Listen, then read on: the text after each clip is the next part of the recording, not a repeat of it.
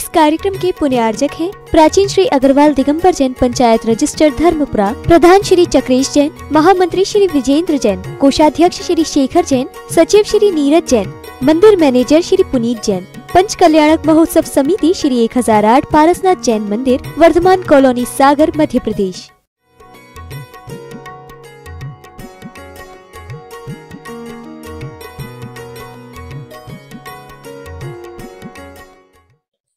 मोह कम करोगे तभी तो गुण स्थान बढ़ेगा। मोह बढ़ने से गुण स्थान नहीं बढ़ता, मोह कमने से गुण स्थान बढ़ता है, उल्टा है।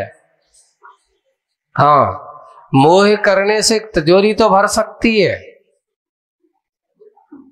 पर गुण स्थान नहीं बन सकता। गुण स्थान के लिए तो कहते हैं कि भैया तिजोरी जितनी खाली कर सको दे दो, सौंप दो, पैसा निकाल लो। निकालने वाले का, त्याग करने वाले का गुण स्थान जरूर बढ़ता है, संग्रह करने वाले का गुण स्थान बढ़ता नहीं, घटता ही है। वही बात है। ऐसी बात सुनी और उसके कहते तो अब ये हुआ। और सुनो, अभी और कभी रुका नहीं है वो मछली, अभी और कह रही है और सुनो माँ, मन की बात उसके। व्याधि से इतनी भीति नहीं है। आज आप लोगों की संसार की यथार्थता इसमें भरी जा रही है। व्याधि से इतनी भीति नहीं है जितनी आधि से है। व्याधि और आदि में अंतर क्या है? देखो, व्याधि शरीर में होती है। ये शरीर में जैसे रोग उत्पन्न हो गया उसको कहते हैं व्याधि। और मन में जो संकलेश होता है, मन में जो टेंशन होता है उसको क्या बोलते हैं? मानसिक दुख का नाम व्याधि, शारीरिक रोग नहीं, मानसिक रोग का नाम व्याधि और शारीरिक आदि, और शारीरिक रोग का नाम व्याधि है। अब आपकी कौन सी बीमारी है सबसे ज्यादा खतरनाक, कौन सी बताओ? आदि के व्याधि। देखो एक और लिखा है, व्याधि की दवाई होती है। डॉक्टर के पास जाओ, वो दवा लिखेगा है, और दवा लिख देने के बाद आप उसको अच्छे से क्या करो?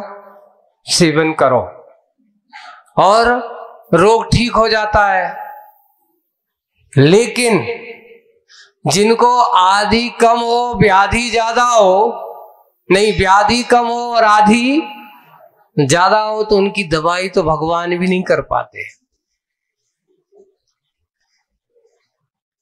एक बार एक बहुत अच्छी कहानी पढ़ी आपको। देखो, दो मित्र हैं बचपन के। अब हुआ ये कि एक मित्र को वैराग हो गया, मुनि बन गया। दूसरा मित्र नशेड़ी बन गया, अफीम का आदी बन गया, खाने पीने में सप्त व्यसन में लिप्त हो गया।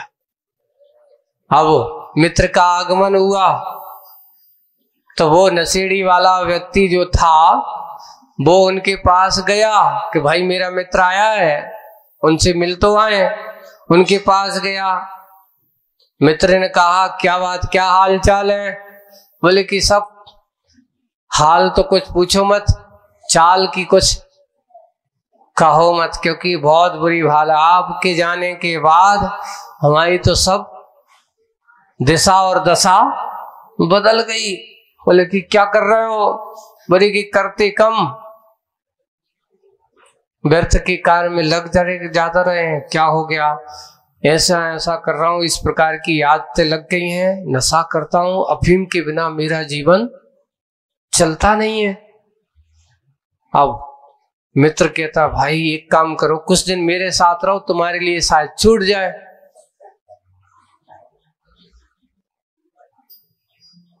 तुम्हारे लिए छूट जाए। आप क्या करें?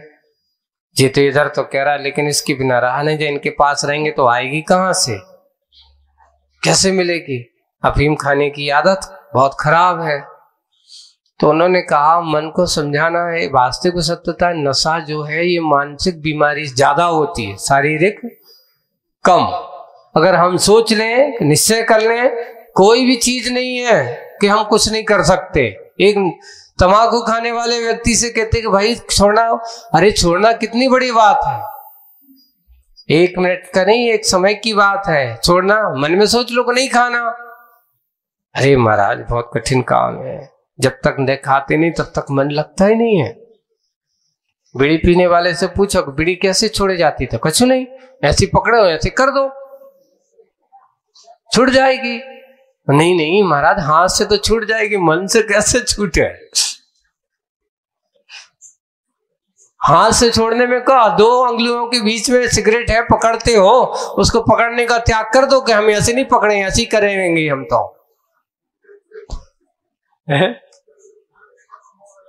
जबरदस्ती तो जाएगी नहीं मुंह में,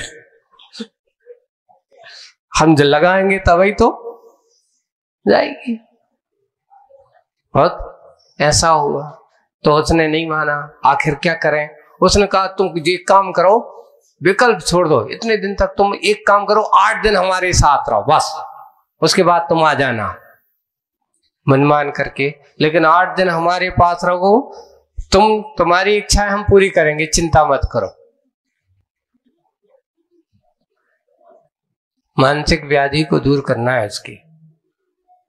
अब हुआ समय, क्या हुआ, निकल गया। जैसे आज पहला दिन था और सुबह से लेकर के शाम तक तो कैसे भी तैसे उनके साथ रहो, कट गया। अब रात हो गई, तो अब वो कहता है महाराज भैया मेरे तो नींद नहीं आ रही, क्या करें, हमें तो क्या चाहिए।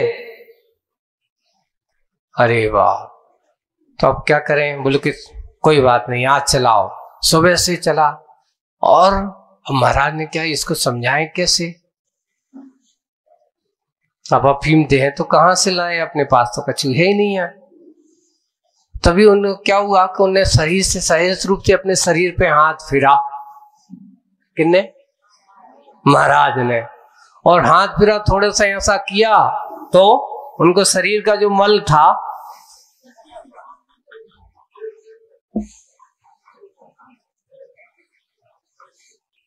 है ना, मल था, वो ने अरे ये अच्छी थी, उनके दिमाग में आ गई इसको तो क्या है, किसकी रसा लगी है। तो उन्होंने थोड़ा सा लिया और उसकी अच्छी सी गोली ऐसी बना के एक छोटी सी और रख दी। बोले कि तुम्हारी दवाई मिल गई। बोले कि क्या चाहिए तुम्हें, ये चाहिए ना, चलो आओ। और उन्होंने जाकर के, अभी एक मेरा एक भक्त आया है, उससे ऐसी बात हुई, वो अंदर रख करके गया, तो उन्होंने एक छोटे से पात्र पे वहां जाकर के गोली रखी, जाओ तुम्हारी दवाई आराम से ले लो। और वो गया और समझ लें कि उसने जैसे ही समझा कि इसका स्वाद तो, बोले कि इस बार विशेष वाली है, कोई सामान नहीं है, ऐसी तो तुम्हें कहीं मिलेगी नहीं। ऐसा समझ करके उसने सेवन कर लिया। दिन भर सोचता रहा आज मैंने खा ली, आज मेरा क्या होगा, कोटा हो गया। कैसा लग रहा है, अच्छा लग रहा है, क्यों, मन से निकल गया कि आज मैंने क्या कर ली, खा ली। दूसरे दिन जैसे ही सुबह हुआ, बस रोज की तरह वो भी सोते इसको अच्छी ये मिल गई, और उन्होंने रोज अपनी एक गोली बना करके रख दे, वो उसको समझ करके क्या 7-8 दिन। अब क्या करना है, बोले कि अच्छी व्यवस्था हो गई हमारी तो बहुत, अगर आप कहो तो हम तो इतना ही रह जाएं। आप पहले पूछ तो लो कि तुमने 8 दिन तक क्या खाया। बोले कि आपने तो हमसे ये कहा कि मैं तो अफीम खाता था, वो अफीम की गोली तुम्हें मिल गई है। बोले कि अफीम की गोली तुम्हें मिल रही है, सोच सोच करके तुम ये सोच लो कि तुमने 8 दिन अफीम खाई। बोले कि हाँ खाई। पक्का खाइए? बोले कि हाँ खाइए। उसके बाद तुम्हें इच्छा नहीं हुई? बोले कि नहीं हुई। अब पता करो, तुमने 8 दिन में अफीम का एक दाना भी नहीं खाया। क्या खाया? जैसे ही उसको बताया तो वो कहते अच्छा धिक्कार है, बताओ। उससे वैराग्य हो गया और वो भी उनके साथ मुनि बन करके चला गया। क्या हो गया? मित्र को सुधारने के लिए मित्र ने एक छोटा सा क्या किया? मायाचारी की, और उसकी मानसिकता सुधर गई, मानसिक व्याधि दूर हो गई। ये मानसिक व्याधि दूर हो गई, वो मुनि बन करके उनके साथ चला गया। आज यही है, व्यक्ति अगर सबसे ज्यादा बीमार है तो किसके कारण से बीमार है? शारीरिक बीमारी से बीमार कम, मानसिक बीमारी से सबसे ज्यादा। जैसे जैसे आदमी की उम्र बढ़ती है वैसे वैसे मानसिक बीमारियां घेरती चली जाती है। इसलिए कहते हैं, जिसने अपने जीवन काल में स्वाध्याय ध्यान का विषय बनाया हो, बुढ़ापे में आपकी मानसिकताएं ठीक रहेंगी। आज ये हो रहा है कि हम स्वाध्याय ध्यान पूजन से विमुख होते चले जा रहे हैं, त्याग संयम से विमुख होते चले जा रहे हैं। उसका परिणाम ये है कि उस अवस्था में, बुढ़ापे में तुम्हारे अंदर ऐसे भाव हो ही नहीं पाते। वही बात, व्याधि से इतनी भीति नहीं, इसे जितनी आदि से, और आदि से इतनी भीति नहीं जितनी उपाधि से। उपाधि ही बहुत दो तरह की होती है। उपाधि, एक परिग्रह को भी उपाधि कहा गया, ऐसा परिग्रह आदि आप बता रहे हैं। उपाधि से, और इससे उपधि की आवश्यकता होती है उपाधि के लिए। उपधि यानी परिग्रह। आप कई लोग ऐसे उपाधि है, मेरे लिए ऐसा हो जाए, वैसा हो जाए। मानसिक सम्मान सूचक शब्द है उपाधि। आपको ये उपाधि से सम्मानित किया जाता है, आपको इस प्रकार के पद देकर के सम्मानित किया जाता है, और ऐसा वह करता हुआ उपाधि से। आदि से भीति नहीं जितनी उपाधि से। इसे उपधि की आवश्यकता है, उपाधि की नहीं मां। किसकी जरूरत है? उपधि की आवश्यकता है, उपाधि की नहीं मां। इसे समधि, समधि यानी समतामय धी। यहां ये समधि नहीं, तुम्हारों के रिश्ते वाले समधि नहीं। अब वो लोग कहते हैं समधि, ये शब्द क्यों बना? देखो, ये भी अपना किसी का पिता है, ये बेटे का पिता है, ये बेटी का पिता है, दोनों के पिता है समान धी वाले। क्योंकि पिता वो है जो अपनी संतान को पतन के रास्ते से उठाए, उनको सही रास्ता दिखाए। दोनों की बुद्धि एक सी है, इसलिए इसका नाम समधि। समान बुद्धि के हैं इसलिए इसका नाम समधि। लेकिन यहां समधि का अर्थ सम या नाम समतामय धी का नाम समधि। ऐसे जहां इसे समधि समाधि मिले बस, और कुछ नहीं चाहिए। मुझे समधि मिले, समाधि मिले। जहां समाधि वही होती जिनकी बुद्धि कैसी हो? समतामय धी का नाम समाधि है। समाधि मिले बस, अवधि प्रवाधि नहीं। उपधि यानी उपकरण, उपकारक है ना। उपधि करते यहाँ पे उपकरण, उपकारक है ना।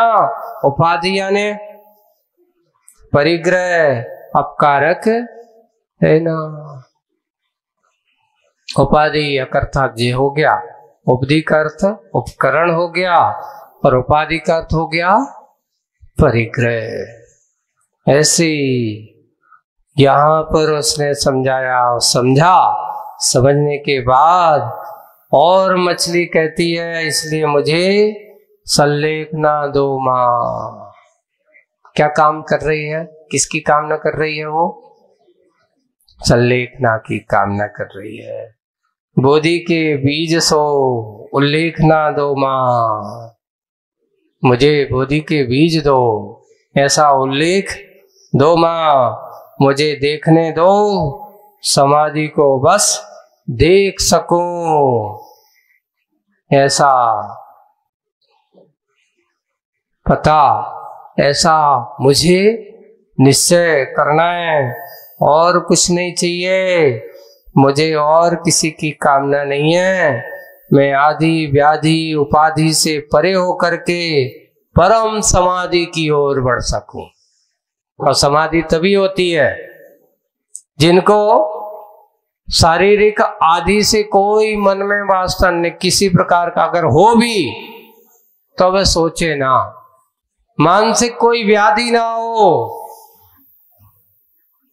है मित्रानुराग जिसे कहा गया। अब कोई मुझे बता दे कि वो आ जाए और ये करे और वो करे, मुझे उनको बुला दो, नहीं, मानसिक व्याधि भी नहीं। और उपाधि मैं ऐसा करूंगा तो मुझे ऐसा सम्मान मिलेगा, बहुत बहुमान करेंगे, मैं ऐसा करूंगा, नहीं। इन तीनों से परे होकर के आदि व्याधि और उपाधि से परे होकर के समधि समाधि करना है माँ। इसी अवधि में प्रमादी नहीं, मैं प्रमादी, इस अवधि में प्रमादी बनने वाला नहीं हूं। उपधि यानी उपकरण, उपकारक है ना, और उपाधि यानी परिग्रह, अपकारक है। तो परिग्रह को छोड़ करके मुझे परम समाधि की ओर आना है। समाधि मछली कहती, इसलिए मुझे सल्लेखना दो। हाँ, सल्लेखना चाहती हो, और सल्लेखना बोध के बीज दो सो उल्लेखना दो माँ, मुझे देखना है, समाधि को बस देख सकूं। मुस्क इस पार मुस्कान लेती हुई अब आगे माटी क्या कहती है ना। अभी तक तो बात किसकी चल रही थी? मछली माटी से कह रही थी, अब माटी मछली को कुछ कहेगी, आपको बताएंगे कब आगे। आज बस इतना ही। बोलिए परम पूज्य आचार्य गुरुवर श्री विद्यासागर जी महाराज।